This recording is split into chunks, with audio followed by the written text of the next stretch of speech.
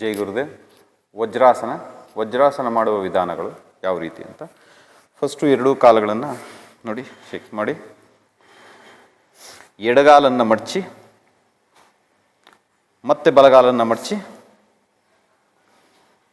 ಎರಡೂ ಕಾಲು ಲಾಕ್ ಮಾಡ್ತಾ ಎರಡು ಇಮ್ಮಡಿಗಳು ಜೋಡಿಸ್ತಾ ನೋಡಿ, ಎರಡು ಇಮ್ಮಡಿಗಳು ಜೋಡಿಸ್ತಾ ಈ ರೀತಿ ಕುತ್ಕೊಬೇಕಾಗುತ್ತೆ.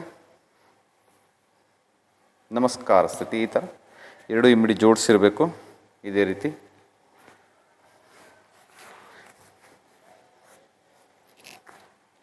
ನಮಸ್ಕಾರ ಸ್ಥಿತಿಯಲ್ಲಿ ಈ ರೀತಿ ಕುತ್ಕೊಬೇಕು. ವಾಪಸ್ ಇದು ಮಾಡುವುದರಿಂದ ಏನು ಬೆನಿಫಿಟ್ಟು ಅಂದರೆ ನಿದ್ರಾಹೀನತೆ ದೂರ ಆಗ್ತದೆ. ಇದರಿಂದ ನಿದ್ರಾಹೀನತೆ ದೂರ ಆಗ್ತದೆ ಮತ್ತು ಜ್ಞಾಪಕ ಶಕ್ತಿ ಹೆಚ್ಚಾಗುತ್ತದೆ. ಅಷ್ಟೇ. ಜೈ ಗುರು.